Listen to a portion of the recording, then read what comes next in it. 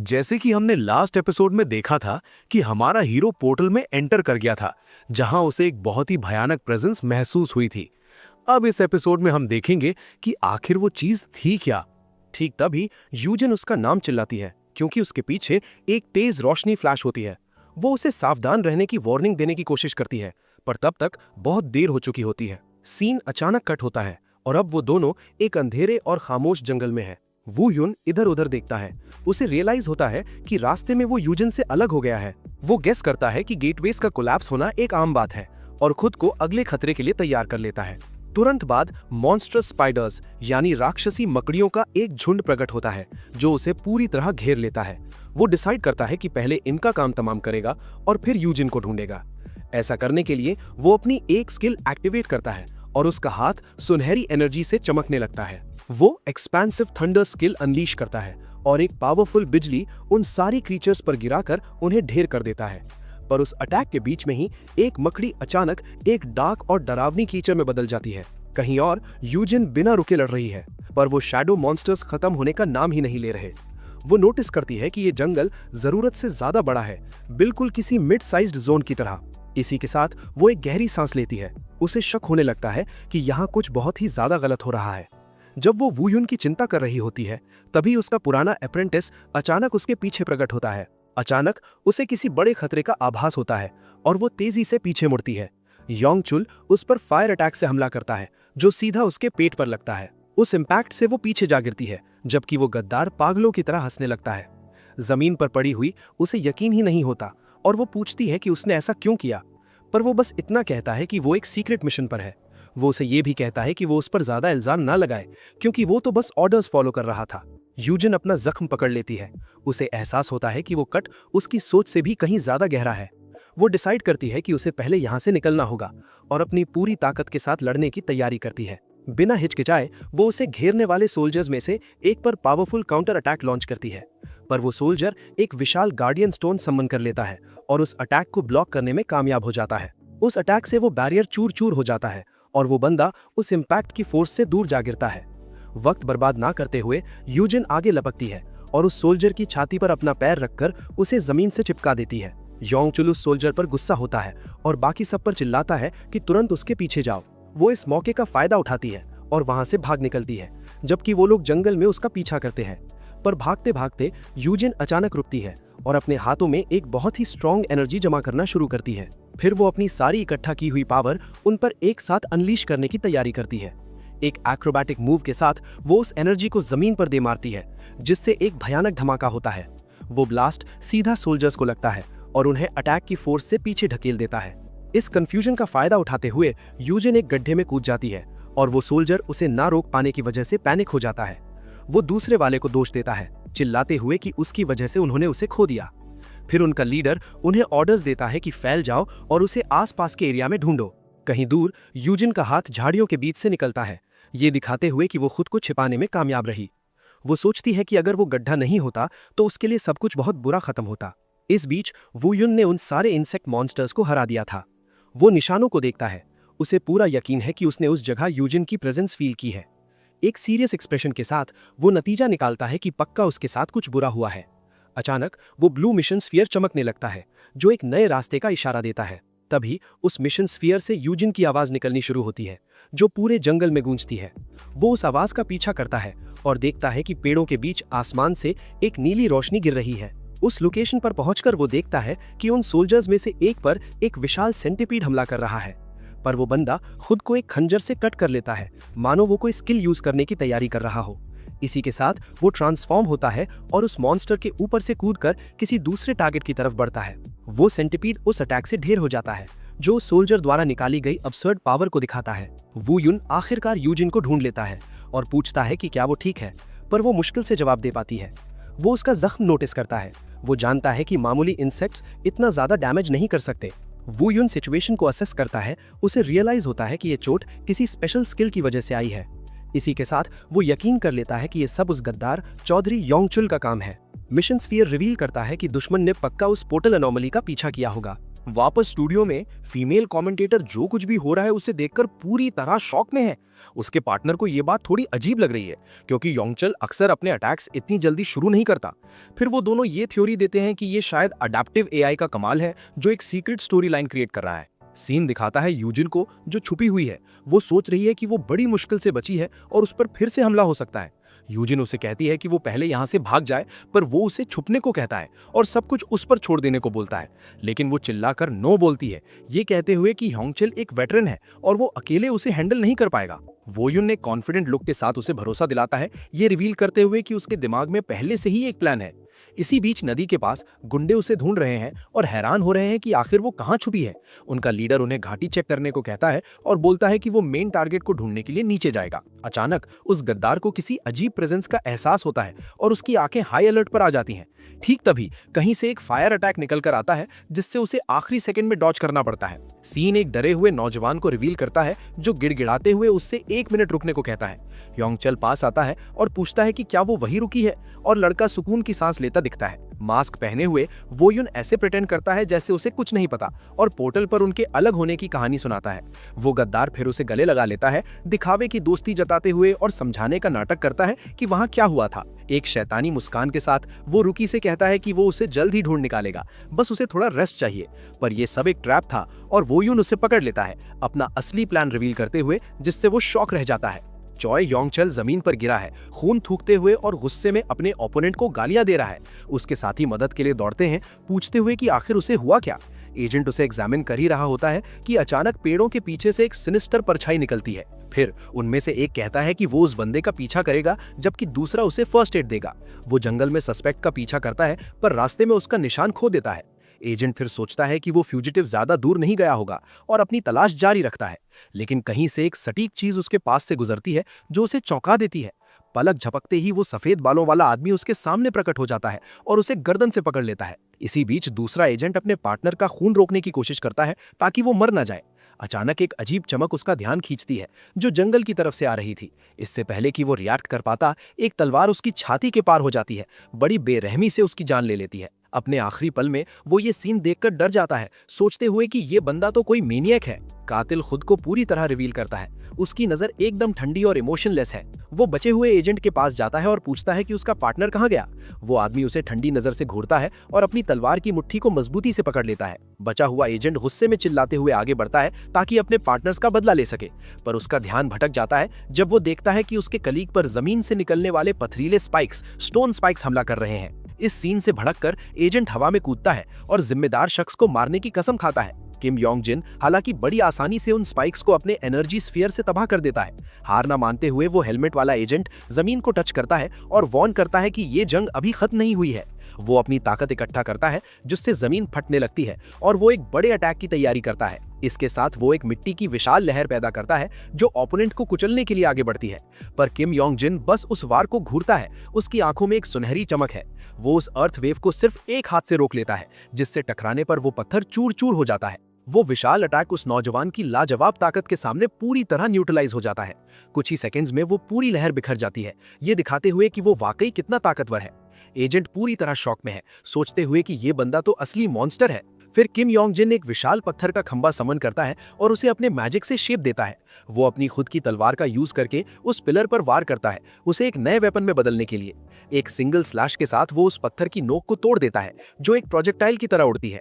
भले ही उसके हाथ से खून बह रहा है, पर किम योंग जिन का फोकस एकदम सटीक है। एजेंट उस स्पाइक ट्रैप में गिर जाता है और पैनिक में चिल्लाता है कि वो उससे दूर रहे। फिर किम योंग जिन अपनी सफेद बालों वाली योद्धा अपनी तलवार वापस शीत में डाल देता है, जो इस बात का इशारा है कि फाइट खत्म हो चुकी है। जो पत्थर की नोकें उसने बनाई थी वो तेजी से उस डिफेंसलेस टारगेट को घेर लेती हैं। एक पल में वो स्पाइक्स आपस में टकराते हैं और एजेंट को इम्पेल करते हुए उसकी जिंदगी खत्म कर देते हैं। आखिरी दुश्मन के ढेर होने के साथ वो अपनी 2 तलवारों के साथ जीत के अंदाज में घुटनों पर बैठ जाता है। वो एजेंट मुश्किल से कुछ बोल पाता है क्योंकि उसके हेलमेट के अंदर से खून टपक रहा था। जंग खत्म होती है और वो सुकून की सांस लेता है, अपने चेहरे से खून साफ करते हुए। सीन बदलता है, एक स्ट्रीमर को दिखाते हैं जो अभी अभी जो देखा उससे पूरी तरह शॉक में है। वो अपने पार्टनर से उस फाइट के बारे में कमेंट करती है, एक 3-on-1 जो वाकई सररियल था। वापस अरीना में वो अपने जख्म को देखता है और सोचता है कि उसका लेवल अभी भी काफी कम है। फिर वो ढेर हुए दुश्मनों की लाशों के बीच इधर उधर देखने का फैसला करता है। गद्दार के फोन पर उसे एक सीक्रेट मिशन के बारे में सस्पिशियस मैसेज मिलता है। वो बॉडी को वहां से उठाता है और अनाउंस करता है कि अब ये इन्वेस्टिगेशन सीधा एजेंसी के पास जाएगी। पर उसे वहां एक ताकतवर डैगर भी मिलता है, एक ऐसा आइटम जो अपने आप उसके हाथ में वापस आ जाता है। उसे विक्टर्स ब्रेसलेट भी मिलता है जो उसकी स्किल्स की पावर को बूस्ट कर देता है। और आखिर में उसे मिलता है हर्मिट्स नेकलेस, जो आइटम्स को जब चाहे स्टोर करने या निकालने के लिए एकदम परफेक्ट है। वो डैगर को पकड़ता है और सोचता है कि इस दुनिया में आइटम्स के इफेक्ट्स को देखना कितना आसान है। इसी के साथ वो अपनी तलवारें वापस शीत में डालता है क्योंकि खतरा टल चुका है और अब उसे यहां से भागना होगा। उसका गोल है एरिया को जल्दी से क्लियर करना, इससे पहले कि यूजीन के जख्म और ज्यादा गहरे हो जाएं। यूजीन की बात करें तो वो एजेंट आसमान की तरफ घूर रही है, मानो इस पूरी सिचुएशन से थोड़ा थक चुकी हो। पर तभी एक विशाल एम्परर स्कॉर्पियन, जो कि स्टेज बॉस है, ठीक उसके सामने प्रकट होता है। वो अपनी बुरी किस्मत पर गुस्सा करती है, पर साथ ही उसे सुकून मिलता है कि रुकी यहां नहीं है। अचानक उस जख्मी एजेंट की तरफ डार्क एनर्जी की एक लहर फायर की जाती है। वो डिसाइड करती है कि उसे ये सब अकेले ही हैंडल करना होगा और अपनी पूरी ताकत अपने हाथ में इकट्ठा करती है। इसके साथ ही यूजीन सुनहरी बिजली यानी गोल्डन लाइटनिंग का एक बैरियर कास्ट करती है ताकि उस अटैक को रोका जा सके। पर मॉन्स्टर का चौगड़ा बिना किसी दिक्कत के आगे बढ़ता है, जिससे वो पूरी तरह शॉक में रह जाती है। स्कॉर्पियन उसे कुचलने ही वाला होता है कि तभी आखिरी सेकंड पर एक पर्पल बैरियर उसकी हिफाजत करता है। कहीं से वू युन उस ढेर हुए मॉन्स्टर के ऊपर प्रकट होता है और उससे पूछता है कि क्या वो ठीक है। वू युन को देखकर वो शर्मा जाती है और उसके मुंह से शब्द नहीं निकलते, जबकि लाइव स्ट्रीम का चैट एकदम पागल हो जाता है। अचानक वो डायमेंशन कांच की तरह फटने लगता है, जो इस बात का इशारा है कि अब पोर्टल बंद होने वाला है। वू युन उसे जीत की बधाई देता है और कहता है कि वो उसे उठाकर ले जाएगा ताकि वो जितनी जल्दी हो सके वहां से निकल सके। उसके पीठ पर यूजीन को देखकर कमेंटेटर समझते हैं कि उन्हें ट्रैप होने से पहले यहां से निकलना होगा। वो उसे कस के पकड़ने को कहता है, जिससे एजेंट यूजीन इस सिचुएशन में थोड़ी एम्बैरेस्ड महसूस करने लगती है। फिर वो दोनों पोर्टल की तरफ पूरी जान लगाकर भागते हैं, क्योंकि उनके पीछे की दुनिया पूरी तरह तबाह हो रही है। जैसे ही वो बाहर निकलते हैं, सिस्टम इन्फॉर्म करता है कि क्लियर सक्सेसफुल रहा और वो एक साथ कई लेवल्स हासिल कर लेता है। सीन बदलता है, हमें मैनेजमेंट एजेंसी का इंपोजिंग हेडक्वार्टर्स दिखाया जाता है। अंदर लीडर किम चियोल पूछता है कि क्या ये सच है कि यूजीन एक दुश्मन के हमले में जख्मी हुई थी। वू युन इस कहानी को कंफर्म करता है, जिससे लीडर आग बबूला हो जाता है कि उन्होंने अपनी हद पार कर दी थी। लीडर को यकीन ही नहीं होता जब वू युन कहता है कि उसने उन सबको मार दिया, और वो पूछता है कि उसने अकेले ये कैसे किया। वो फिर उस सीन को याद करता है जहां वो अकेला था और उस पर हमला करने वाले सोल्जर्स की लाशों से घिरा हुआ था। सबूत के तौर पर वो उनका एक सेलफोन थमा देता है, ये समझाते हुए कि सारे ऑर्डर्स मैसेजेस में थे। सेटिस्फाइड होकर लीडर कहता है कि अब इन्वेस्टिगेशन काफी आसान हो जाएगी और नौजवान को आराम करने के लिए भेज देता है। पर जैसे ही वू युन जाने वाला होता है, किम चियोल उसे एक आखिरी बार आवाज देता है। वो उसे एक वार्निंग देता है जो एक एडवाइस की तरह लगती है कि फ्यूचर में ऐसा मौका फिर जरूर आएगा। तब तक के लिए वो नौजवान से हिम्मत बनाए रखने को कहता है और उसे मैसेज समझने का इशारा करता है। वू युन जवाब देता है कि वो समझ गया और उसकी नजर बता रही थी कि वो जानता है अब क्या करना है। सिस्टम अनाउंस करता है कि मिशन कंप्लीट हुआ और अब वो अपना सेकंड एलिमेंट चुन सकता है। लाइव स्ट्रीम के कमेंटेटर्स मिशन के खत्म होने का जश्न मनाते हैं, जो उम्मीद से कहीं ज्यादा फ्लैशी था। पर अचानक स्ट्रीमर को एक नोटिफिकेशन मिलता है और वो जो देखती है उसे दंग रह जाती है। एक अनोनिमस व्यूअर ढेर सारा पैसा डोनेट करता है और साथ ही एक स्पेशल मिशन भी भेजता है। वू युन को डोनेशन का नोटिफिकेशन मिलता है, जबकि स्ट्रीमर वार्न करती है कि ये एक पागलपनी वाली रकम है। फिर वो उसे एक स्क्रीनशॉट भेजती है, जिससे वो इस स्पेशल मिशन को लेकर काफी क्यूरियस हो जाता है। उसे याद आता है कि उसी व्यूअर ने पहले भी इसका जिक्र किया था और कहा था कि वो स्ट्रीम के आखिर में ही इसे रिवील करेगा। वू युन इन्फो के लिए उसे थैंक यू बोलता है और उससे फिलहाल स्ट्रीम जारी रखने को कहता है। उसका पार्टनर सॉन्ग चॉल नोटिस करता है कि नयन का ध्यान भटक रहा है और उससे पूछता है कि क्या कुछ गड़बड़ है। वो देखती है कि डोनेशन प्राइवेट था और सिर्फ उसने ही देखा, पर वो स्ट्रीम पर फोकस करने का फैसला करती है।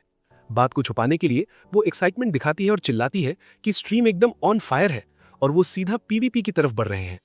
वो दोनों याद करते हैं कि पिछले पीवीपी में एक मिस्टीरियस फीमेल प्लेयर ने विन रैंकिंग्स पर राज किया था। समझाया जाता है कि आज का मूड कॉम्बैट है, जो कि 4 गेम टाइप्स के साथ एक 5-on-5 मैच है। लेकिन चैट शिकायत करने लगती है, उन्हें डुएल्स देखने हैं, टीम मैच नहीं। नयन एक कॉन्फिडेंट विंक देती है, ये कहते हुए कि एक बार इसे देखने के बाद वो अपना इरादा बदल लेंगे। एस्कॉट मोड में मैच सर्च पूरा हो जाता है और अटैकिंग टीम तैयारी शुरू करती है। कमेंटेटर कंफर्म करता है, अनाउंस करते हुए कि दिन का पहला गेम वाकई एक एस्कॉट मिशन होगा। वो समझाता है कि अटैकिंग टीम पेलोड को ऑब्जेक्टिव तक ले जाती है और डिफेंस उन्हें रोकने की कोशिश करती है। एक मैप रास्ता दिखाता है और स्ट्रीमर उस सो कॉल्ड गॉडेस को एक्शन में देखने के लिए काफी एक्साइटेड है। सिस्टम पहले राउंड के शुरू होने का अनाउंसमेंट करता है और मिशन ट्रक आगे बढ़ना शुरू कर देता है। अटैकिंग टीम पेलोड के साथ आगे बढ़ती है, जबकि वू यून पीछे रहकर सब ऑब्जर्व करता है। अचानक वो टीम से अलग हो जाता है और ऑब्जेक्टिव से एकदम अलग रास्ता पकड़ लेता है। कमेंटेटर पूरी तरह कंफ्यूज्ड है। वो सोच रहा है कि गेम के शुरुआत में ही ये बंदा पीछे क्यों हट रहा है, पर वू यून के चेहरे पर एक पक्का इरादा, डिटरमिन्ड लुक दिख रहा है, जो प्रूव करता है कि ये सब उसकी स्ट्रैटेजी का हिस्सा है। स्ट्रीमर नयन तुरंत समझ जाती है और पॉइंट आउट करती है कि वो रियर अटैक यानी पीछे से हमला करने की कोशिश कर रहा है। उसका पार्टनर सहमत होता है और समझाता है कि ये एक रिस्की प्ले है जिसमें बहुत स्किल की जरूरत होती है। भले ही अकेले 5 प्लेयर्स को रोकना लगभग नामुमकिन है, वो एक गली में तेजी से स्प्रिंट करता है, फिर वो कूदता है और एक खिड़की तोड़ के अंदर घुस जाता है, दुश्मन को फ्लैंक करने के लिए एक शॉर्टकट लेते हुए। मैप उसकी कमाल की स्पीड दिखाता है जब वो अपोजिंग डिफेंस टीम के करीब पहुंचता है। डिफेंडर्स ऊपर देखते हैं, अपने ऊपर एक परछाई सिलुएट को उड़ते देखकर वो दंग रह जाते हैं। हवा में रहते हुए ही वो ह्यून एक डैगर निकालता है, अपने पहले टारगेट को ढेर करने की तैयारी में, और एक परफेक्ट थ्रो के साथ वो ब्लेड को एक प्लेयर की तरफ लॉन्च करता है। डैगर सीधा निशाने पर लगता है, जिससे इंस्टेंट किल हो जाता है और बाकी डिफेंडर्स शॉक में रह जाते हैं। उनमें से एक पैनिक करता है, चिल्लाते हुए कि उन पर पीछे से एम्बुश हुआ है। उन्हें बचाव का मौका दिए बिना ही वो 2 और दुश्मनों को तेजी और बेरहमी से एलिमिनेट कर देता है। उसके साथ ही एलाइज पूरी तरह भटक गए हैं। वो सोच रहे हैं कि उनकी टीम वहां पीछे कर क्या रही है। तभी एक दुश्मन प्लेयर डिसाइड करता है कि वो अकेले उसका सामना करेगा ताकि उसकी टीम आगे बढ़ने का वक्त मिल सके। पर किल फीड लगातार पॉपअप हो रही है, ये दिखाते हुए कि वू ह्यून पूरा मैप साफ कर रहा है। पलक झपकते ही राउंड 1 खत्म हो जाता है और अटैकिंग टीम की जीत होती है। कमेंटेटर्स एकदम सुन्न रह जाते हैं। उन्हें एक जंग की उम्मीद थी, पर ये तो एक तरफा कत्लेआम था। स्योंग चल को लगता है कि वो हमेशा से ज्यादा तेज है, जैसे उसे कोई बहुत जरूरी काम हो। एनिहिलेशन मोड में भी कहानी खुद को दोहराती है और वो ह्यून दुश्मनों को मिटा देता है। वो अकेले ही 5 को हरा देता है और अरीना लाशों से भर जाता है। सीन कॉन्क्वेस्ट में बदलता है, जहां एक धमाके से कैसल की दीवार टूट जाती है। डिफेंडर्स डेस्परेशन में चिल्लाते हैं, अपने साथियों से कहते हुए कि इस घुसपैठिए को किसी भी कीमत पर रोको। पर वो ह्यून पहले से ही सबसे ऊपर है और बड़ी आसानी से फायर अटैक्स को डॉज कर रहा है। वो एक साथ कई दुश्मनों से लड़ता है, अपनी कॉम्बैट सुपीरियरिटी दिखाते हुए। उसके चेहरे पर खून लगा है और उसकी गहरी नजर साफ कर देती है कि अब उसे कोई नहीं रोक सकता। आखिरकार कैप्चर मोड में दुश्मन का खून से सना झंडा दिखता है, जो उनकी हार का प्रतीक होता है। अपने दुश्मनों की लाशों के बीच वो ह्यून झंडा कैप्चर कर लेता है और अकेले ही जीत सिक्योर करता है। ठीक तभी वो अनोनिमस व्यूअर और पैसे भेजता है और अपने स्पेशल मिशन का खुलासा करता है। स्ट्रीमर नयन उस कैश को देखकर पागल हो जाती है और वो ह्यून को नए मैसेज के बारे में बताती है, पर वो उसके एक्साइटमेंट को इग्नोर करता है और बस उसे मिशन का स्क्रीनशॉट भेजने को कहता है। वो ऑर्डर्स पढ़ता है और रियलाइज करता है कि ऑब्जेक्टिव पूरा करने के लिए उसे खेलते रहना होगा। जब चैट में दोनों के बीच मैसेजेस का एक्सचेंज चल रहा होता है, वो ह्यून इस सिचुएशन के बारे में सोचता है। फिलहाल वो उस मिस्टीरियस व्यूअर के प्लान के साथ चलने का फैसला करता है। सीन कुछ दिनों बाद शिफ्ट होता है एक एजेंसी कॉम्बैट ट्रेनिंग फैसिलिटी पर। वहां वो ह्यून को यूजीन का एक मैसेज मिलता है, जो कहती है कि उसने उसके लिए एक सब्स्टिट्यूट मेंटर ढूंढ लिया है। कमेंटेटर्स क्यूरियस हैं, वो सोच रहे हैं कि उसका नया मेंटर कौन हो सकता है। उसका पार्टनर कहते हैं कि वो ह्यून की फेम को देखते हुए वो पक्का कोई बहुत इंपॉर्टेंट एजेंट होगा। लोकेशन पर पहुंचकर उसे वहां खुद ली यूजीन मिलती है, जो एक बैंडेज्ड हाथ के साथ उसका स्वागत करती है। वो पूछता है कि क्या अब वो बेहतर महसूस कर रही है और वो कंफर्म करती है कि फिलहाल कोई और उसका मेंटर बनेगा। अचानक वो किसी की तरफ इशारा करती है, ये कहते हुए कि वो इंसान आखिरकार उससे मिलने आ गया है। फिर एक मिस्टीरियस इंसान के कदमों की आहट हॉल से उनकी तरफ धीरे धीरे आती है। एक पर्पल बालों वाली औरत प्रकट होती है और अपना इंट्रो किम हना के तौर पर देती है, जो उसकी नई मेंटर है। वू ह्यून भी अपना इंट्रो देता है, पर वो सोच में पड़ जाता है क्योंकि वो उसका नाम तुरंत पहचान लेता है। उसे याद आता है कि वो एजेंसी की नंबर 2 है, जो पास्ट में एक बहुत खतरनाक दुश्मन रह चुकी है। तभी यूजीन कहती है कि वो जा रही है और हना के गाल खींचकर उसे परेशान करती है। वो भाग जाती है, वू ह्यून को नई मेंटर के भरोसे छोड़कर, जो उसे वापस आने के लिए चिल्लाती है। इसी के साथ वो दोनों ट्रेनिंग फील्ड में एक ऑकवर्ड खामोशी में अकेले रह जाते हैं। फिर वो पूछती है कि उसे किस तरह की तलवार पसंद है और वो जवाब देता है कि वो दोनों यूज करता है। हना उसके जवाब से थोड़ी इंट्रीग्ड है और उसका असली पावर लेवल गेस करने की कोशिश करती है। वक्त बर्बाद किए बिना वो उसे उसकी स्किल्स टेस्ट करने के लिए एक छोटी लड़ाई का चैलेंज देती है। ये सीन देखकर स्ट्रीम का कमेंटेटर पूरी तरह शॉक में है। उसका पार्टनर पूछता है कि क्या गड़बड़ है, पर वो बस ये सोचता है कि कहानी जिस तरह से आगे बढ़ रही है वो काफी अजीब है। हालांकि उसे इसमें कोई प्रॉब्लम नहीं दिखती और वो सोचती है कि 2 स्वॉर्ड्समैन के बीच लड़ाई की चाह होना नॉर्मल है। रिंग के अंदर दोनों ट्रेनिंग स्वॉर्ड्स के साथ एक दूसरे के सामने है, जंग के लिए तैयार। कमेंटेटर सहमत तो होता है,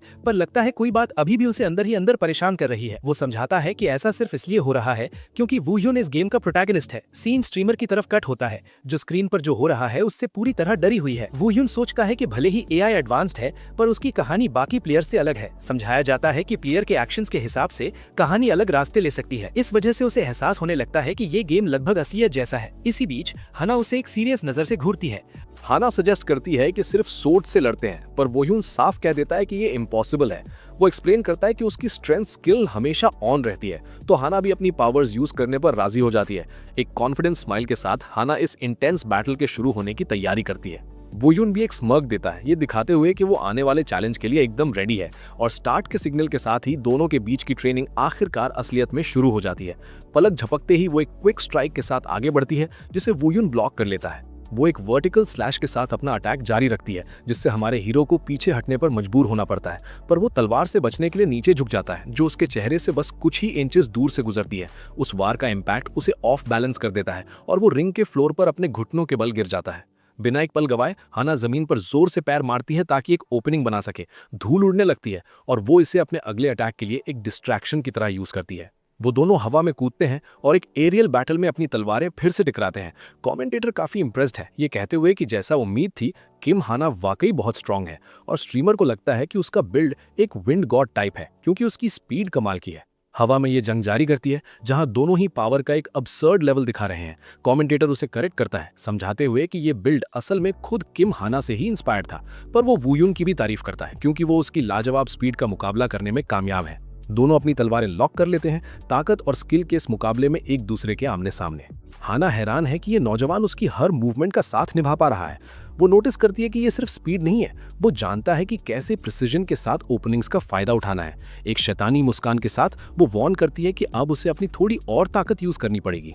फिर वो एक पावरफुल ऑरा अनलीश करती है और उसकी तलवार चमकने लगती है, एक डेडली स्ट्राइक के लिए तैयार। वो पूरी फोर्स के साथ ऊपर से अटैक करती है, जिसका निशाना सीधा हमारे हीरो का सर है, पर वो आखिरी सेकंड में डॉज कर लेता है और उसकी तलवार जमीन पर एक गड्ढा यानी कि क्रेटर बना देती है।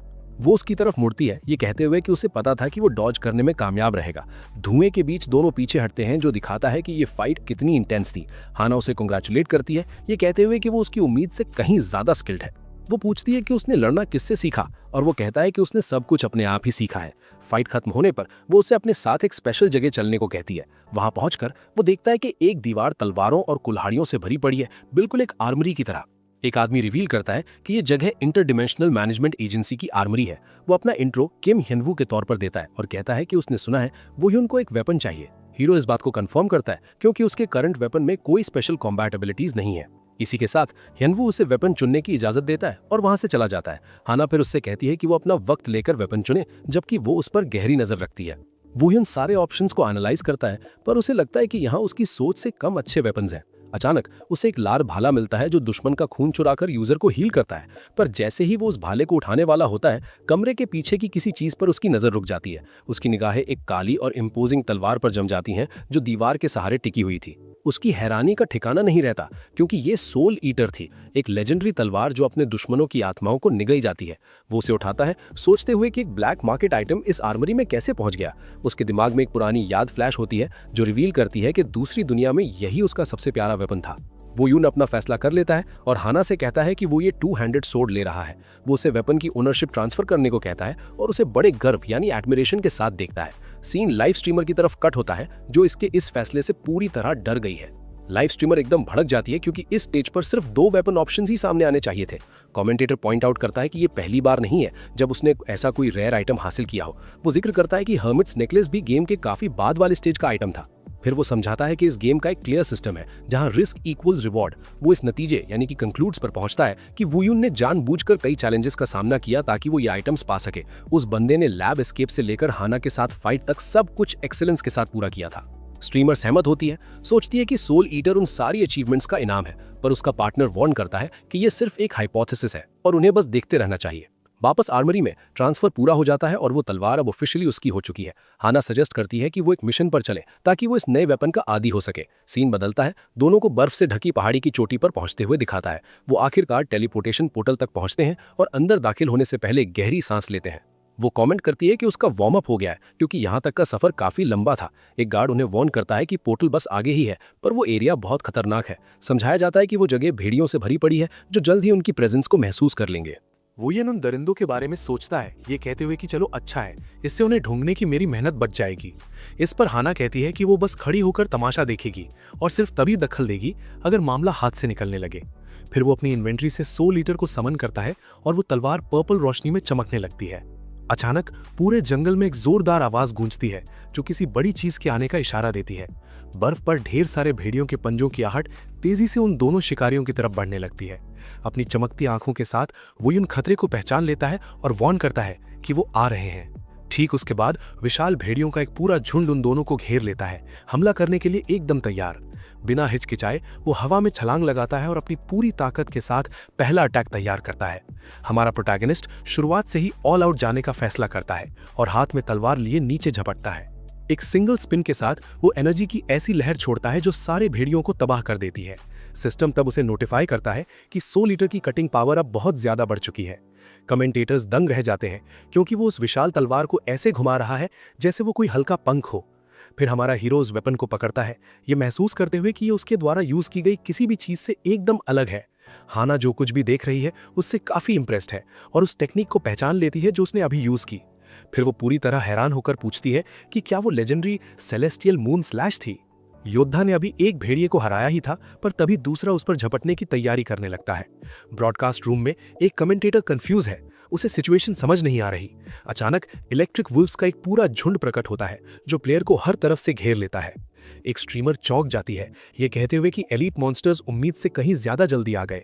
बिना एक पल गंवाए वो दरिंदी एक साथ झपटते हैं ताकि सब मिलकर हमला कर सकें, पर योद्धा तुरंत रिएक्ट करता है और अपनी ब्लेड को कमाल की स्पीड में घुमाने लगता है। सीन कमेंटेटर्स की तरफ कट होता है जो हैरान है कि उसने इस तरह लड़ना कहां से सीखा। स्ट्रीमर को तब एक शक होता है, वो सोचती है कि क्या ये कोलोजियम मेथड हो सकता है। वापस एक्शन में वो एक भेड़िए को बहुत ही बेरहमी और सटीक वार से काट डालता है। ठीक तभी स्क्रीन पर एक डोनेशन इस थ्योरी को कंफर्म कर देता है जिसमें कोलोजियम ट्रेनिंग का जिक्र होता है।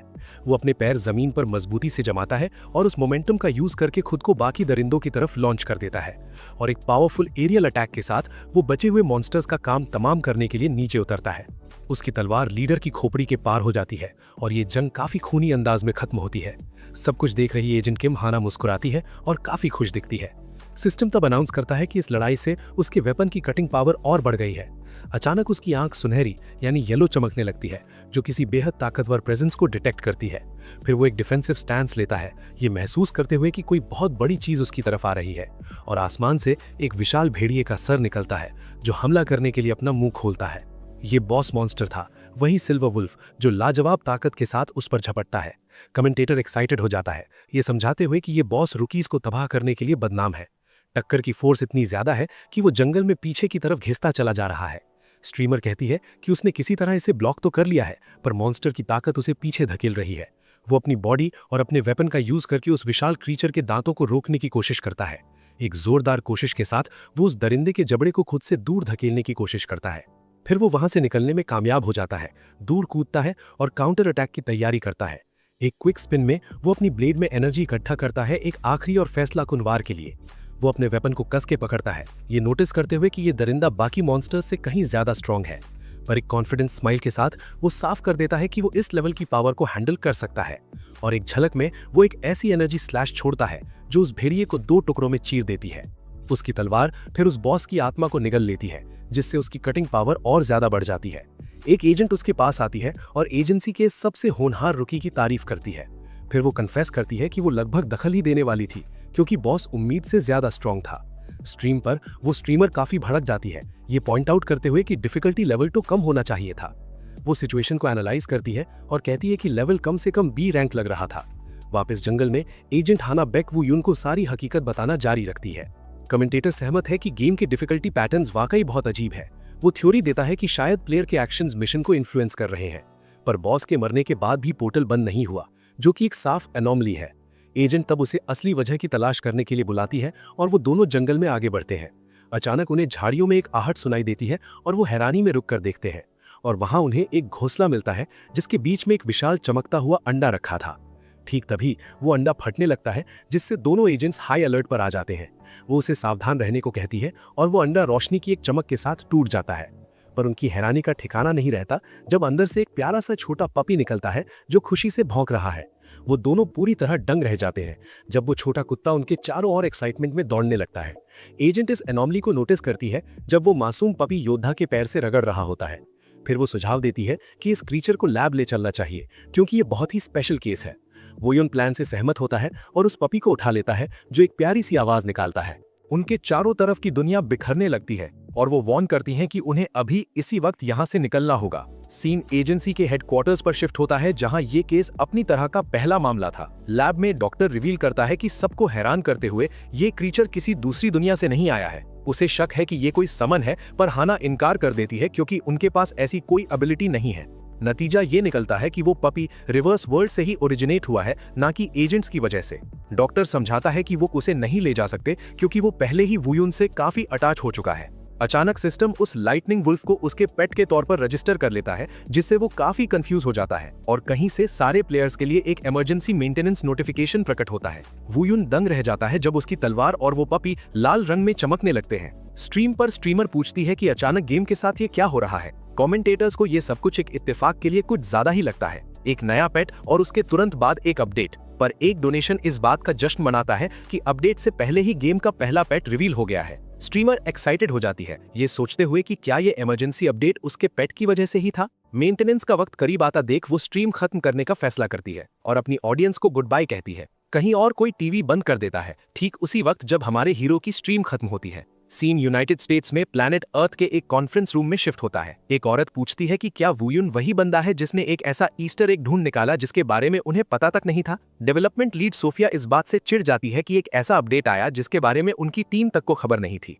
फिर एक एम्प्लॉय कहता है कि सिर्फ एक ही इंसान ऐसा कुछ करने के लायक हो सकता है। हमें आइजैक से इंट्रोड्यूस करवाया जाता है जो टीम का पुराना जीनियस लीडर था और अब मिसिंग है। सोफिया गुस्से से आग बबूला है क्योंकि वो जब चाहे सर्वर बंद कर देता है और उसे अपनी मर्जी से अपडेट कर देता है। वो फिर गॉड के बारे में पूछती है पर टीम कहती है कि वो अब तक उसे एक्टिवेट नहीं कर पाए हैं। फिर हमें उस एआई की एक इमेज दिखाई जाती है जिसने आइजैक के मिस्टीरियस तरीके से गायब होने के बाद काम करना बंद कर दिया था। वक्त बर्बाद किए बिना सोफिया उन्हें चेक करने का ऑर्डर देती है कि क्या वहां और भी हिडन अपडेट फाइल्स हैं। वो चिल्लाती है कि उन्हें वो फाइल्स हर हाल में ढूंढनी होंगी, चाहे ये कितना ही मुश्किल क्यों ना हो, और वो उन्हें वुयुन को एक स्पेशल सर्वेलेंस लिस्ट में डालने का ऑर्डर भी देती हैं ताकि उस पर नजर रखी जा सके। एक पक्के इरादे के साथ वो कसम खाती है कि वो आइजैक के प्लान को कभी कामयाब नहीं होने देंगी। सीन फिर एक डिजिटल स्पेस में शिफ्ट होता है जहां कोड से बना एक हाथ मैनिफेस्ट होता है। वो हाथ बहुत तेजी से चमकता है और फिर डेटा और रोशनी के एक धमाके में बिखर जाता है। सीन एक कैफे में बदलता है जहां वुयुन एक लड़की से बात करने के लिए मिल रहा है।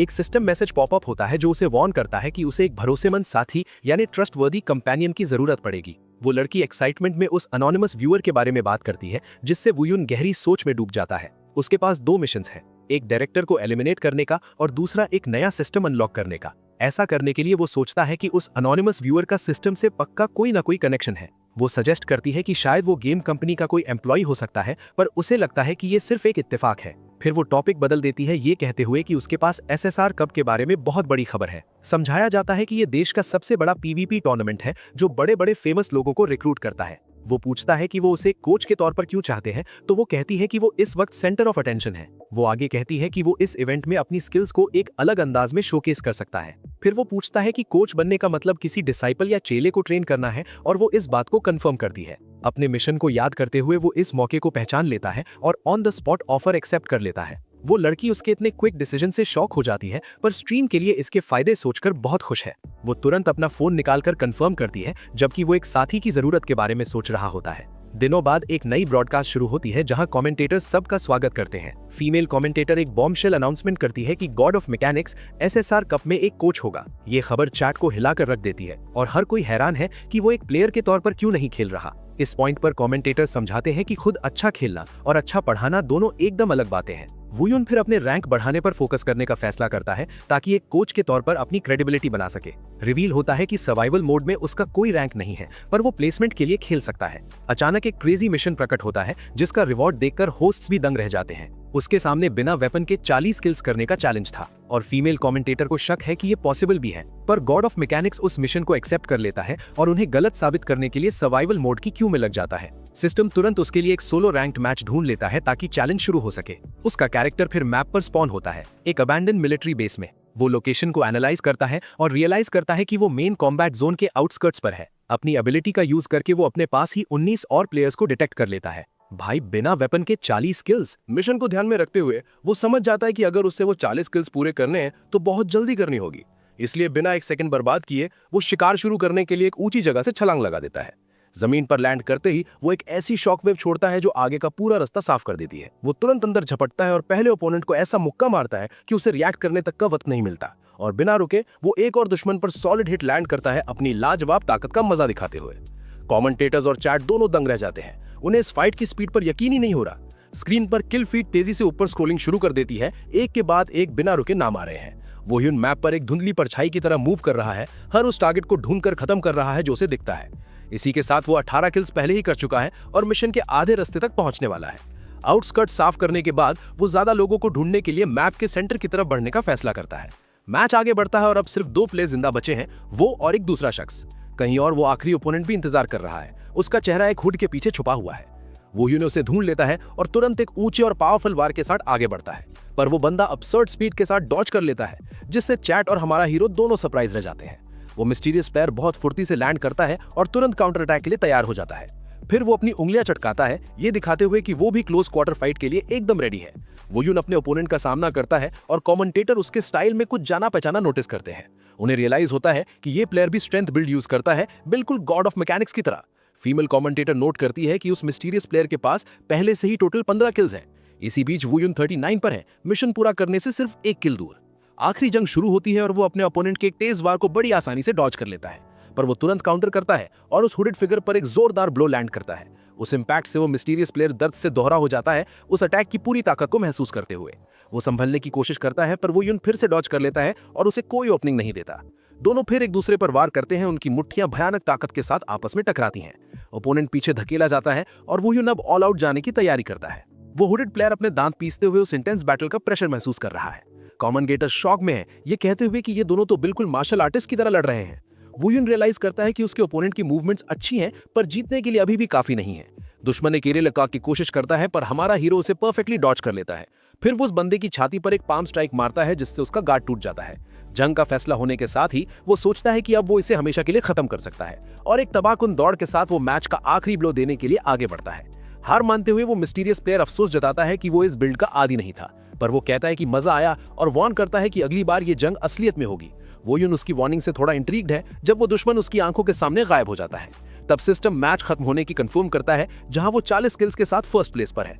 कमेंटेटर्स खुशी से झूम उठते हैं क्योंकि उसने आखिरकार वो पागल वाला मिशन कंप्लीट कर लिया है, और स्क्रीन पर DUS की तरफ से डोनेशन दिखता है जो प्रॉमिस्ड रिवॉर्ड का पूरा पैसा पे कर देता है।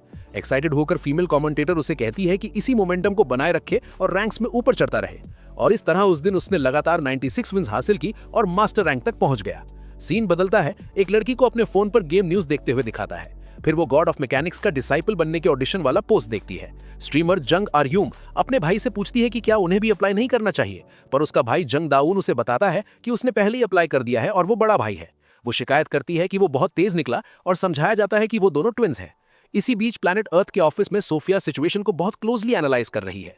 वो प्लेयर वूयून की हाल ही की एक्टिविटीज पर एक डिटेल रिपोर्ट पढ़ती है, और DUS नाम देखकर वो थोड़ी हैरान यानी इंट्रीग्ड हो जाती है, क्योंकि ये बहुत सस्पिशियस लग रहा है। कुछ दिनों बाद एक बड़े स्टेडियम में ब्रॉडकास्ट शुरू करने की सारी तैयारियां पूरी हो चुकी थी। सबसे पहले वो अपना नया पेट दिखाता है, वो प्यारा सा लेवल 1 लाइटनिंग वुल्फ। पेट की स्किल्स काफी बेसिक हैं और कमेंटेटर कहता है कि ये कुछ खास नहीं लग रहा। रेडियो पर नायोन उसे इन्फॉर्म करती है कि उसने उसके लिए ऑडिशन फाइनलिस्ट सेलेक्ट कर लिए हैं। ठीक तभी कमेंटेटर उसे आवाज देता है, ये कहते हुए कि ब्रॉडकास्ट अब शुरू होने ही वाला है। फिर वो उसे तैयार होने को कहती है, और वो ह्यून फैसला करता है कि वो पेट को वापस घर भेज देगा। वो छोटा पपी एक प्यारी सी आवाज निकालता है, जैसे कि वो वहां से जाना ही नहीं चाहता हो। वो उस क्रीचर की क्यूटनेस देखकर थोड़ा फ्लस्टर्ड हो जाता है, पर जल्दी ही खुद को संभाल लेता है। अब टर्मिनल के सामने खड़े होकर वो ऑडिशन इवेंट शुरू करने की तैयारी करता है, पर अचानक एक इमरजेंसी अलर्ट बजने लगता है और उसका कम्युनिकेटर वाइब्रेट करने लगता है। वो अपना फोन उठाता है और देखता है कि डिमेंशनल एडमिनिस्ट्रेशन एजेंसी से एक अर्जेंट मैसेज आया है। एक के बाद एक कई अलर्ट्स आने लगते हैं जो देश के अलग अलग शहरों में हो रहे हमलों की रिपोर्ट दे रहे थे। कमेंटेटर्स एकदम शॉक में है क्योंकि ये मास अटैक लाइव दिखाई दे रहा है। समझाया जाता है कि ये एक रिवर्स अटैक है, जहां दूसरे डिमेंशन के मॉन्स्टर्स धरती पर हमला कर देते हैं। वू ह्यून को तब एक नया मिशन मिलता है और वो सोचने लगता है कि क्या ये डिमेंशनल वॉर और भी बदतर होती जा रही है। अचानक एजेंट किम हाना दौड़ते हुए आती है और वू ह्यून को एक्साइटमेंट में रुकी कहकर बुलाती है। वो उसे बताती है कि उसने पहले ही उनके लिए एक गाड़ी तैयार कर ली है, क्योंकि उन्हें जितनी जल्दी हो सके एक्शन लेना होगा। सीन बदलता है और वो दोनों एक नेशनल पार्क पहुंचते हैं जहां एक अटैक हुआ था। अंदर जाते ही उन्हें कई मरे हुए गॉब्लिन्स मिलते हैं और उन्हें रियलाइज होता है कि वो थोड़ा लेट हो गए हैं। हाना समझाती है कि पक्का दूसरे एजेंट्स मॉन्स्टर्स का शिकार करने के लिए यहाँ पहले पहुंच गए होंगे। फिर वो सजेस्ट करती है कि उन्हें अलग अलग हो जाना चाहिए ताकि वो ज्यादा एरिया कवर कर सकें, और वो मान जाता है। प्लान सेट होने के बाद वो उसे गुड बाय कहती है और मदद के लिए दूसरी तरफ निकल जाती है। अकेला होने पर उसकी आंखें चमकती हैं जब वो डिसाइड करता है कि उसे पहले किस तरफ इन्वेस्टिगेट करना चाहिए। कहीं और एक बंदा पूरी जान लगाकर भाग रहा है और चिल्लाते हुए कह रहा है कि मुझसे दूर रहो। ठीक उसके पीछे गॉब्लिन्स का एक झुंड एक बेचारी लड़की का पीछा कर रहा है, पर अचानक एक जंजीर वाला वेपन बहुत तेजी से उन मॉन्स्टर्स की तरफ उड़ता है। उसकी ब्लेड एक गॉब्लिन के सर पर लगती है और वो दर्द के मारे चिल्लाने लगता है। वू ह्यून फिर जंजीर को खींचता है और उस क्रीचर को बड़ी आसानी से अपनी तरफ घसीट लेता है। वो उस मॉन्स्टर की बॉडी को घुमाता है और उसे एक वेपन की तरह यूज करके उस डरी हुई लड़की को बचा लेता है। पर इसी बीच एक और गॉब्लिन अंधेरे से निकलकर एक सरप्राइज अटैक करने की कोशिश करता है, लेकिन अपने वेपन के सिर्फ एक स्विंग से वो बाकी बचे हुए सारे गॉब्लिन्स का काम तमाम कर देता है। खतरा टलने के बाद वो अपना इंट्रो एक एजेंट के तौर पर देता है और उस लड़की को एक सेफ रास्ते की तरफ भेज देता है। लड़की उसे थैंक यू बोलती है और भाग जाती है, जिसके बाद वो जंगल में अकेला रह जाता है। उसे रियलाइज होता है कि इससे पहले के और मॉन्स्टर्स आए, उसे इनके लीडर को ढूंढना होगा। और लो, शैतान का नाम लिया और शैतान हाजिर। एक विशाल हॉबगॉब्लिन पीछे से निकलता है और एक जानलेवा वार करने की कोशिश करता है। वू ह्यून सही वक्त पर रिएक्ट करता है, उस स्ट्राइक को ब्लॉक करता है और उसके इम्पैक्ट से मॉन्स्टर को दूर फेंक देता है। बिना वक्त बर्बाद किए वो अपना वेपन बॉस की तरफ लॉन्च करता है, पर वो हॉबगॉब्लिन उस अटैक को ब्लॉक करने में कामयाब हो जाता है, जो प्रूफ करता है कि वो बाकियों से ज्यादा स्किल्ड है। वू ह्यून थोड़ा सरप्राइज हो जाता है जब वो उस मॉन्स्टर के पीछे एक और मिस्टीरियस परछाई देखता है। इस डिस्ट्रैक्शन का फायदा उठाकर हॉबगॉब्लिन हमला कर देता है और उसे पीछे हटने पर मजबूर होना पड़ता है। लाइव चैट पूरी तरह से कंफ्यूज्ड है, क्योंकि ऐसा लग रहा है कि गॉड ऑफ मशीनरी सिर्फ अपना बचाव कर रहा है। कमेंटेटर्स नोटिस करते हैं कि उसका ध्यान दुश्मन पर नहीं बल्कि कहीं और है। एक अटैक ब्लॉक करते हुए वो उस ऑब्जर्वर को वार्न करता है कि वो बस खड़े होकर तमाशा नहीं देखता रहेगा। फिर वो पूरी ताकत से मॉन्स्टर पर टूट पड़ता है, पर अचानक वो हॉबगॉब्लिन रुक जाता है और हैरानी में वू ह्यून के पीछे किसी चीज की तरफ इशारा करता है। तभी ऊपर से एक विशाल मुट्ठी आती है और उस हॉबगॉब्लिन को कुचल देती है। वू ह्यून मुड़ता है, उस प्रेजेंस को महसूस करते हुए जो अब तक छुपी हुई थी। वो उस मिस्टीरियस परछाई का सामना करता है जो जंगल के अंधेरे से उस पर नजर रख रही थी। एक डरा देने वाली नजर के साथ वो उस क्रीचर को सामने आने का ऑर्डर देता है और पेड़ों के बीच से एक डिमेंशनल इन्वेडर निकलता है, एक दूसरी दुनिया का डीमन। कमेंटेटर्स पैनिक करने लगते हैं, क्योंकि इतनी जल्दी किसी इन्वेडर का प्रकट होना बहुत ही रेयर बात है।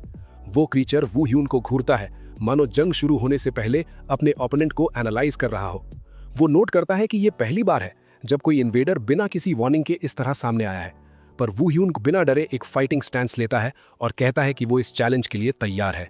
दोनों एक दूसरे को सीरियस नजरों से देखते हैं और आने वाली भयानक जंग के लिए खुद को तैयार करते हैं। बिना एक सेकंड गवाए वो ह्यून उस नए दुश्मन पर पूरी जान लगाकर टूट पड़ता है। उनकी पहली टक्कर से ही वहां एनर्जी का एक भयानक धमाका होता है, पर वो डीमन उस वार पर झेल लेता है और अपनी गोल्डन ऑरा के साथ अपनी असली और कहीं ज्यादा बड़ी ताकत दिखाता है। वो ह्यून पीछे नहीं हटता और सीधा उस पर्पल क्रीचर के मुंह पर एक सॉलिड पंच चढ़ देता है।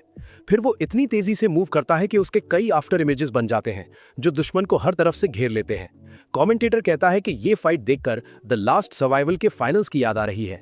अपनी चमकती आंखों के साथ वू ह्यून को रियलाइज होता है कि उसका शक एकदम सही था। दोनों के बीच वार पलटवार चलता है और वो कंफर्म कर लेता है कि दुश्मन उसके मूव्स कॉपी कर रहा है। उसे याद आता है कि पास्ट में उसे मारने के लिए एक स्पेशल रोबोट बनाया गया था, पर इस बार ये क्रीचर कहीं ज्यादा स्ट्रांग है और एनर्जी का एक ब्लास्ट छोड़ता है। वो ह्यून पर कोई असर नहीं होता और वो डीमन का हाथ एकदम क्रशिंग फोर्स के साथ पकड़ लेता है। वो कहता है कि ये नकल बहुत ही घटिया यानी क्लमजी है और पूरी ताकत से उस इन्वेडर को जमीन पर दे मारता है। टक्कर इतनी जोरदार है कि वहां एक क्रेटर बन जाता है और जंग वहीं खत्म हो जाती है। खून से सनी मुट्ठी के साथ वो जमीन पर पड़े उस क्रीचर की तबाह हुई बॉडी को घूरता है। वो सोचता है कि आखिर इसके पीछे कौन हो सकता है जो लैब वाली वही पुरानी टैक्टिक दोहरा रहा है। उसे कॉर्पोरेट अलायंस या शायद इन्वेडर्स की साइड पर शक होता है, पर अचानक उसे एक आइडिया आता है और वो सारी कड़ियां जोड़ने लगता है। उसे समझ आता है कि दुश्मन ने उसे पीवीई में नहीं बल्कि उसकी पीवीपी फाइट में कॉपी किया था। इसका मतलब ये है, जैसा उसे शक था, कि इस सब के पीछे कोई बहुत ताकतवर शख्स है। एक डिजिटल चेहरे की इमेज सामने आती है और वो सोचता है कि क्या ये फिर से वही स्पेक्टेटर 62 है। तभी एक जानी पहचानी आवाज उसे पुकारती है जो उसे उस मिस्टीरियस दुश्मन के ख्यालों से बाहर खींच लाती है। वो एजेंट हाना थी। वो पूछती है कि क्या उसने एरिया क्लियर कर दिया है। वो कंफर्म करता है कि काम हो गया, पर जब वो जमीन पर उस मॉन्स्टर की बॉडी देखती है तो वो सीन देखकर पूरी तरह शॉक हो जाती है। वो रियलाइज करती है कि ये एक कमांडर टाइप इन्वेडर था जिसे यहाँ बिल्कुल नहीं होना चाहिए था। रेडियो पर वो एक क्लीन अप क्रू की रिक्वेस्ट करती है और बाकी इन्वेडर्स के बारे में एक जनरल अलर्ट देती है। इसके बाद वो उसके अच्छे काम के लिए उसकी तारीफ करती है। वो बाकी एरियाज के बारे में पूछता है। हाना समझाती है कि सिचुएशन अब शांत हो गई है और उन्हें अब बेस वापस चलना चाहिए। मिशन कंप्लीट होने के साथ ही सिस्टम नोटिफाई करता है कि उसका लेवल अप हो गया है और उसे एक पॉइंट मिला है।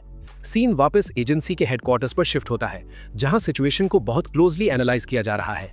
उसका सुपीरियर उसे बात करने के लिए बुलाता है, ये कहते हुए कि टॉपिक वही इन्वेडर है जिसे उसने मारा था।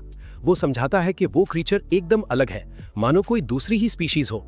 तो वो डिटेल्स मांगता है और वो ह्यून फाइट में जो कुछ भी हुआ वो सब बताना शुरू करता है। पर वो आदमी ये सुनकर दंग रह जाता है कि इन्वेडर ने उसके मूवमेंट्स कॉपी करने की कोशिश की। स्ट्रीम पर कमेंटेटर्स को उसका ये रिएक्शन काफी अजीब और सिग्निफिकेंट लगता है। सुपीरियर समझाता है कि आज से पहले किसी इन्वेडर ने इंसान की नकल नहीं की थी, जो कि बहुत ही खतरनाक बात है। वो नतीजा निकालता है कि अगर उन्होंने अपनी टैक्टिक्स बदल ली है तो धरती पर उनका घुसपैठ रोकना लगभग नामुमकिन हो जाएगा। वो ह्यून को मामले की गंभीरता समझ आती है, क्योंकि इससे अफरा तफरी और एक बड़े लेवल का इन्वेजन हो सकता है। उसे कॉर्पोरेट अलायंस पर भी शक होता है, जो मुनाफे के लिए उनका साथ दे सकते हैं। सुपीरियर एक गहरी सांस लेता है, उस खतरे से वाकिफ होते हुए जो उन सब पर मंडरा रहा है। पर वो अपनी टोन बदलता है और एक बड़ी तबाही को रोकने के लिए वू ह्यून का शुक्रिया अदा करता है। फिर वो उसे एक बॉक्स थमा देता है, ये कहते हुए कि रुकी अब इसे पाने के लायक बन चुका है। वो ह्यून बॉक्स खोलता है, ये जानने के लिए क्यूरियस के छोटे बॉक्स के अंदर क्या है। जैसे ही वो कमरे से बाहर निकलता है, हॉल के दूसरी तरफ से एक जानी पहचानी आवाज उसे पुकारती है। वो किम, हाना और ली यूजिन भी, जो काफी वक्त बाद उसे देखकर एक्साइटेड लग रही थी। वो बताती हैं कि वो उसे गिफ्ट के लिए कांग्रेचुलेट करने आई हैं जो उसे लीडर ने मिला है।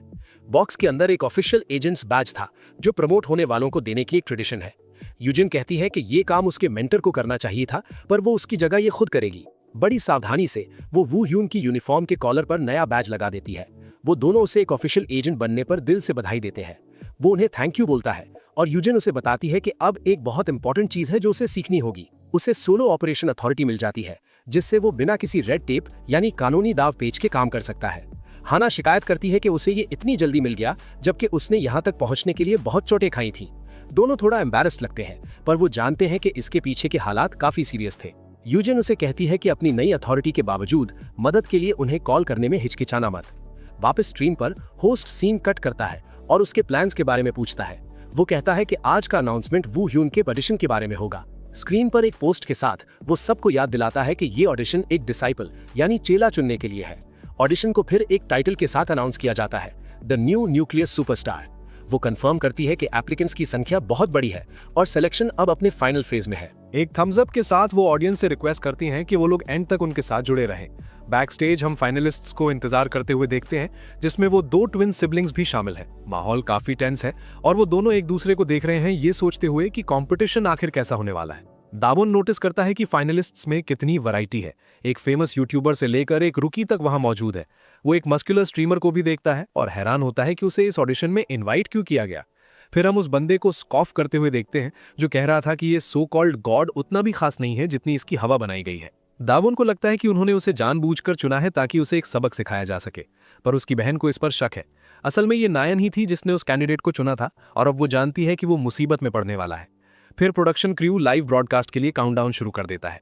कमेंटेटर्स व्यूअर्स का स्वागत करते हैं और इस इवेंट के लिए अपना इंट्रो देते हैं।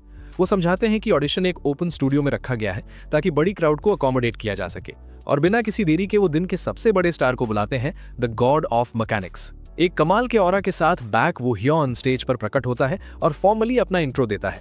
पार्टिसिपेंट्स उसकी प्रेजेंस देखकर दंग रह जाते हैं, उन्हें अपनी आंखों पर यकीन नहीं हो रहा, पर वो एक सीरियस एक्सप्रेशन बनाए रखता है। उसका पूरा ध्यान आज के अपने गोल पर है। एक फ्लैशबैक में वो नायन से पूछता है कि गेम का कौन सा कंटेंट है जिसमें टीममेट्स की जरूरत पड़ती है। फिर हम देखते हैं कि रेड्स गेम के 2 मेन पीवीई कंटेंट्स में से एक है। रिवर्स वर्ल्ड के उल्टा एक रेड के लिए दुश्मन को हराना और एक ग्रुप का होना बहुत जरूरी है। वापस प्रेजेंट में वो कैंडिडेट्स का सामना करता है और कहता है कि वो यहाँ एक स्टूडेंट चुनने आया है। वो वार्न करता है कि चुने हुए शख्स को उसकी टीचिंग्स फॉलो करनी होंगी और जिसे खुद पर भरोसा नहीं है वो जा सकता है। वो ये भी कहता है कि जो उसके इंस्ट्रक्शंस फॉलो नहीं करेगा उसे किसी भी वक्त बाहर का रास्ता यानी किक्ड आउट दिखाया जा सकता है। फिर वो वादा करता है कि अगर उनमें सीखने की चाह यानी विल टू लर्न है तो वो उन्हें मास्टर रैंक तक लेकर जाएंगे। वो स्कॉफिंग स्ट्रीमर उस पर शक करता है, ये कहते हुए कि वुहियन को पहले अपनी स्किल्स प्रूव करनी होंगी। तो वो स्टेज से नीचे उतरता है और एक चैलेंज देता है, एक 12-on-1 का। और रूल एकदम सिंपल है, अगर उन्होंने 10 मिनट के अंदर एक भी वैलिड हिट लैंड कर दिया तो वो जीत जाएंगे। कमेंटेटर्स शॉक में हैं क्योंकि उसने ये फैसला किसी को बताए बिना लिया था। कैंडिडेट्स में से एक को इसमें मौका दिखता है क्योंकि सिर्फ एक वार उनकी अप्रूवल पक्की कर सकता है, पर वो जानता है कि बिना किसी हैंडीकैप के ये नामुमकिन होगा, इसलिए वो एक घेरा बनाता है। वो वादा करता है कि वो उस स्पेस से बाहर कदम नहीं रखेगा और पहला हमला भी नहीं करेगा। इस पर एक कैंडिडेट पूछता है कि क्या वो टीम बना सकते हैं, और वो उन्हें कुछ भी यूज करने की इजाजत दे देता है। रूल्स सेट होने के बाद उसकी आंख चमकती है और वो आखिरकार टेस्ट के शुरू होने का अनाउंसमेंट करता है। हंटर्स में से एक उस पर मुस्कुराकर कहता है कि वो देखना चाहता है कि वो कितना टफ है। फिर वो एक विशाल फायर स्पीयर निकालता है, ये चिल्लाते हुए कि देखते हैं वो कितना झेल सकता है। पर हमारा प्रोटैगनिस्ट उस अटैक का सामना बिना किसी डर के सीधा यानी हेड ऑन करता है। एक हल्की सी मूवमेंट के साथ वो स्पीयर उसके पास से निकल जाती है और पीछे एक जोरदार धमाका होता है। हंटर शॉक में है, उसे यकीन नहीं हो रहा कि उसने इतनी आसानी से उस वार को डॉज कर दिया। फिर एक सुपीरियर अंदाज में वो वार्न करता है कि उसके पास वक्त नहीं है और उन सब से एक साथ आने को कहता है। बाकी हंटर्स एक दूसरे को देखते हैं, एक साथ हमला करने और अपने टारगेट को घेरने की तैयारी करते हुए। वो एक साथ आगे बढ़ते हैं, हर तरफ से अटैक्स की बारिश कर देते हैं। घिरे होने के बावजूद वो मास्क्ड मैन एक ठंडी और हिसाबी नजर से उन सब का सामना करता है और अचानक एक शॉक वेव बड़ी आसानी से उन सारे दुश्मनों को पीछे फेंक देती है। जमीन पर पड़े हुए उन्हें रियलाइज होता है कि उनके अटैक्स का उन पर कोई असर नहीं हो रहा। जैसे ही उनमें से एक हिम्मत न हारने का हौसला देता है, एक नया इंसान उनके सामने प्रकट होता है। वो एक नई हंटर थी जो दौड़कर आती है और चिल्लाती है कि बाकी सब उस पर छोड़ दो। बिना किसी हिचकिचाहट के वो लड़की कमाल की स्पीड से दुश्मन की तरफ झपटती है। फिर वो 2 साथ हमले करती है जिनका निशाना एक साथ ऊपर और नीचे है, पर वो दोनों स्ट्राइक्स को एक साथ ब्लॉक कर लेता है। लड़की उसके डिफेंस से काफी इंप्रेस्ड हो जाती है। बिना किसी तमाशे के वो उन दोनों को लाजवाब ताकत से दूर फेंक देता है, जो उन्हें सरप्राइज कर देता है। वो जमीन पर गिरते हैं पूरी तरह से डेज्ड, ठीक तब जब टेस्ट का टाइमर खत्म हो जाता है। इसी के साथ सारे हंटर्स हार चुके हैं और सिर्फ वही अरीना के बीच में खड़ा रह जाता है। फिर वो कहता है कि ये उसकी स्किल्स प्रूव करता है और पूछता है कि क्या अभी भी किसी को कोई ऐतराज। तुरंत वो पहले वाला मस्कुला बंदा सबकी तरफ से जवाब देता है, चिल्लाते हुए कि अब यहाँ कोई डिसएग्रीमेंट नहीं है। वो कहता है कि ये सिर्फ उसकी पावर प्रूव करता है और अब उसे ये दिखाना होगा कि वो एक अच्छा कोच भी है। सीन स्टेज पर बदलता है जहां नायन अनाउंस करती है कि शो न्यूक्लियर सुपरस्टार अब शुरू होने वाला है। वो मास्क्ड मैन उसकी सेंटेंस पूरी करता है, एक सीरियस लुक के साथ कंपटीशन के स्टार्ट को कंफर्म करते हुए। फिर कमेंटेटर संचेल नायन से पूछता है कि डिसाइपल का पहला मिशन क्या होगा। वो समझाती है कि ये एक सिंपल चैलेंज है, 150 किलोग्राम का बारबेल 3 मिनट तक उठाए रखना। कमेंटेटर संचेल ऐड करता है कि इस मिशन का बिल्ड प्लेयर की स्ट्रेंथ और स्टैमिना को इंप्रूव करता है। इसे प्रूव करने के लिए नायन अपनी और अपने पार्टनर की एक होलोग्राफिक फोटो दिखाती है जिसमें वो ये चैलेंज पूरा कर रहे हैं। वो फिर पार्टिसिपेंट्स को स्टेज पर बुलाती है और पूछती है कि क्या किसी का कोई सवाल है। भाई 150 किलो उठाना कोई मजाक नहीं है। तुरंत ही दोनों हंटर्स अपने हाथ खड़े करते हैं। वो मिशन की रूल्स जानना चाहते हैं। सयोंग चॉल समझाता है कि सारा स्कोर स्पीड पर डिपेंड करता है, तो फास्ट होना आपको एक एडवांटेज देगा। इसी के साथ नायोन अनाउंस करती है कि बॉटम के 4 लोग इस कंपटीशन से एलिमिनेट कर दिए जाएंगे। ये खबर सुनकर हंटर्स दंग रह जाते हैं क्योंकि उन्हें इतने बड़े एलिमिनेशन की उम्मीद नहीं थी। पर नायोन उन्हें तसल्ली देती है, ये कहते हुए कि वो 30 मिनट्स की टाइम लिमिट के अंदर फिर से ट्राई कर सकते हैं। 5 मिनट बाद हर कोई पहले से ही कड़ी ट्रेनिंग कर रहा था और बारबल उठाने की पूरी कोशिश में लगा था। इसी बीच लाइव स्ट्रीम पर एक डोनेशन आता है जिसमें एक फैन पूछता है कि सबसे पहले पास कौन होगा। कमेंटेटर बाकियों से उनकी प्रेडिक्शंस पूछता है और मास्क्ड मैन शर्त लगाता है कि ट्विंस ही जीतेंगे। अचानक नायोन पैनिक करने लगती है जब वो एक डॉक्यूमेंट पढ़ती है जिसमें शो के पुअर रिसेप्शन के बारे में लिखा था। वो डेस्परेशन में खुद का बचाव करती है, चिल्लाते हुए कि वो लॉन्ग रेंज बिल्ड्स को इग्नोर नहीं कर रहे हैं। अपनी बात साबित करने के लिए वो रिवील करती है कि सेकंड मिशन एक शूटिंग टेस्ट होगा।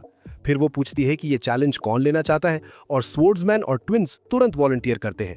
वो तीनों प्लेटफॉर्म पर तैयार हो जाते हैं, असली टेस्ट शुरू होने के सिग्नल का इंतजार करते हुए। स्टार्ट होते ही वो सब एक साथ विशाल बारबल उठाने के लिए अपनी मैक्सिमम स्ट्रेंथ का यूज करते हैं।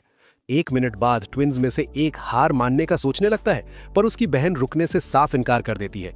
लेकिन लगभग 3 मिनट पर स्वर्ड्समैन और बर्दाश्त नहीं कर पाता और बार गिरा देता है, जिससे वो एलिमिनेट हो जाता है। नायोन एक्साइटमेंट में अनाउंस करती है कि ट्विंस ने 3 मिनट का मार्क क्रॉस कर लिया है और वो पहले कामयाब कंटेस्टेंट्स बन गए हैं। जीत की मुस्कान के साथ वो दोनों एक साथ जश्न मनाते हैं, ये दिखाते हुए कि वो यहाँ वाकई कंपीट करने आए हैं। स्वर्ड्समैन फिर गिड़गिड़ाते हुए पूछता है कि क्या वो दोबारा ट्राई कर सकता है और होस्ट मान जाती है और अपने सेकंड अटेम्प्ट में वो आखिरकार कामयाब हो जाता है, अपनी जबरदस्त डिटर्मिनेशन दिखाते हुए। ब्लू व्हेल दूर से ये सब देख रहा है। वो चिंतित है क्योंकि क्वालिफाई करने के लिए बहुत कम स्पॉट्स बचे हैं। उसे अपनी खराब ऑनलाइन रेपुटेशन याद आती है और वो फैसला करता है कि उसे हर हाल में ये टेस्ट पास करना होगा। जैसे ही एक नया पार्टिसिपेंट सबका ध्यान खींचता है, उसे रियलाइज होता है कि यही उसके पास मौका है। नायोन फिर एक्साइटमेंट में पूछती है कि क्या कोई और इस चैलेंज का सामना करना चाहता है। ब्लू व्हेल आगे बढ़ता है, सबका ध्यान अपनी तरफ खींचते हुए वो कहता है कि वो एक बार ट्राई करेगा। एक स्माइल के साथ वो अपना हाथ उठाता है और होस्ट उसे स्टेज पर आने को कहती है। फिर वो प्लेटफॉर्म पर कदम रखता है और उसकी बॉडी के चारों तरफ एक ब्लू ऑरा चमकने लगता है। टेस्ट शुरू होता है और वो बार को मजबूती से पकड़ता है, उठाने की तैयारी में। एक पल में वो काफी प्रभावशाली स्ट्रेंथ के साथ वेट उठा लेता है, उसे बिल्कुल भी मुश्किल नहीं हो रही थी। एक घमंडी स्माइल के साथ वो शेखी बघारता है कि उसने पहली बार में ही 2 मिनट का मार्क क्रॉस कर लिया है। पर मास्क्ड मैन साइड से सब देख रहा है, उसकी आंखों में एक शक भरी नजर है। 3 मिनट खत्म होने पर वो बार को फ्लोर पर गिरा देता है, मिशन को सक्सेसफुली पूरा करते हुए। पर जैसे ही नायोन उसे कॉन्ग्रेचुलेट करती है, मास्क्ड मैन बीच में आता है और उसे 1 मिनट रुकने को कहता है। वू हियन फिर ब्लू व्हेल से पूछता है कि उसे क्या लगता है वो क्या कर रहा है, जिससे वो बंदा कंफ्यूज हो जाता है। एक सीरियस नजर के साथ वो रिवील करता है कि उसने नोटिस किया है कि पार्टिसिपेंट इल्लीगल बफ्स यूज कर रहा था। स्ट्रीमर अनजान बनने का नाटक करता है और पूछता है कि भला वो किस तरह के बफ्स यूज कर सकता है। होस्ट क्यूरियस हो जाती है और वू हियन से पूछती है कि उसे क्यों लगता है कि उस बंदे ने चीटिंग की है। वो समझाता है कि उसने उसके पोस्चर में एक बदलाव नोटिस किया जो बफ यूज करने का एक टिपिकल इशारा है। वो पूछती है कि क्या वो श्योर है, पर वू हियन इंसिस्ट करता है कि उसे इसमें कोई शक नहीं है। वो फिर ब्लू व्हेल को चैलेंज करता है कि वो अपना बफ सिस्टम दिखाए, जो गुस्से में उसे वापस घूरता है। वू हियन अपना करियर और सारा पैसा दांव पर लगा देता है, कहता है कि अगर वो गलत हुआ तो वो हमेशा के लिए काम छोड़ देगा। इसी के साथ वो स्ट्रीमर से सिस्टम एडजस्ट करने को कहता है और वो बंदा चिढ़ते हुए मान जाता है। वो सिस्टम के साथ छेड़छाड़ करने की कोशिश करता है, पर शिकायत करता है कि लैग की वजह से ये काम नहीं कर रहा है। गुस्से से उसका चेहरा पसीने पसीने हो जाता है। उसे रियलाइज होता है कि वो पूरी तरह से एक्सपोज हो चुका है, तो वो सबको धमकी देता है और गेम से डिस्कनेक्ट हो जाता है, उनकी आंखों के सामने गायब होते हुए। नायोन इस सारी कंफ्यूजन के लिए माफी मांगती है और रुकी स्ट्रीमर क्यूरिया अगली बारी लेने का ऑफर देती है। कंपटीशन जारी रहता है और शूटिंग ट्रायल में एलीट मार्क्समैन सबसे ऊपर निकल कर आते हैं। एलिमिनेट हुए प्लेयर्स सबको गुड बाय कहते हैं और होस्ट सबका उनके ट्रायल्स में लगाई गई मेहनत के लिए शुक्रिया अदा करती है। इसी के साथ इंडिविजुअल मिशंस खत्म होते हैं और सयोंगचोल टीम बैटल्स के शुरू होने का अनाउंसमेंट करता है। टीम ए और बी बनाई जाती हैं, हर पार्टिसिपेंट की रैंकिंग्स को बैलेंस करते हुए। नायोन फिर एक्साइटमेंट में पहले और बहुत समय से अवेटेड ग्रुप मिशन का खुलासा करती है। वो समझाती है कि हर मिनट रोबोट्स प्रकट होंगे और जो टीम सबसे ज्यादा को हराएगी वो जीत जाएगी। सयोंगचोल ऐड करता है कि हर कोई अपनी स्किल्स यूज कर सकता है, पर बफ्स लिमिटेड होंगे।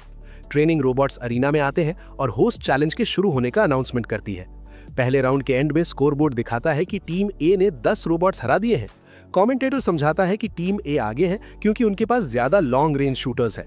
इसी बीच क्लोज रेंज फाइटर्स घिर जाते हैं अगर वो हमला करने में काफी तेज ना हो। क्यूरिया और ट्विंस अपनी हार को लेकर चिंतित हैं, तो वो सजेस्ट करती हैं कि उन्हें कोच से मदद मांगनी चाहिए।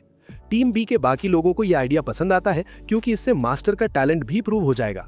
वो लड़की फिर नायोन के पास जाती है और पूछती है कि क्या उन्हें ये स्पेशल ट्रेनिंग मिल सकती है।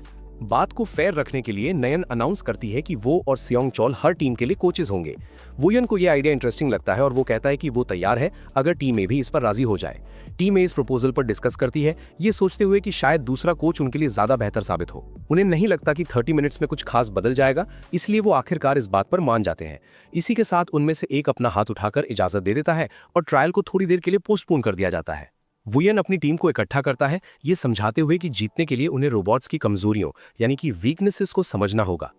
वो कहता है कि रोबोट्स को दर्द का डर नहीं होता और वो बिना सोचे समझे अटैक करते हैं अगर उन्हें कोई ओपनिंग दिखे, पर अगर प्लेयर्स इस अटैक पैटर्न को पहचान ले तो वो इसे उन्हीं के खिलाफ यूज कर सकते हैं।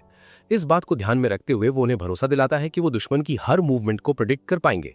थियोरी लेसन के बाद वो अपनी पोजीशन लेता है और अनाउंस करता है कि अब उनका एक प्रैक्टिस बैटल होगा। वो टीम से कहता है कि उस पर हमला करें और अपने अंदर से एक खतरनाक ऑरा निकालता है जो बिल्कुल एक रोबोट जैसा लग रहा था। सोर्ड्समैन खुद को तैयार करता है, ये महसूस करते हुए कि भले ही ये सिर्फ प्रैक्टिस है पर प्रेशर एकदम असली है। बिना एक पल गवाए सोर्ड्समैन आगे बढ़ता है, चिल्लाते हुए अपनी पूरी ताकत के साथ हमला करने के लिए तैयार है।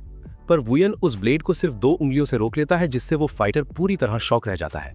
एक हल्के से पुश के साथ वो सोर्ड्समैन को पीछे फेंक देता है, जो बेबस होकर गिर जाता है। वो बंदा बड़ी बेरहमी से जमीन पर गिरता है, ट्रेनिंग के पहले ही पल में ढेर होकर। ये देखकर ट्विंस एक साथ अटैक करने का फैसला करते हैं और उसे घेरने की स्ट्रेटेजी बनाते हैं। वो ऑपोजिट डायरेक्शंस में दौड़ते हैं, जबकि किरिया दूर से एक मैजिकल अटैक की तैयारी करती है, पर वो अपने दोस्तों को चोट पहुंचाने से डर रही थी, अपनी पावर को लेकर थोड़ी अनश्योर थी।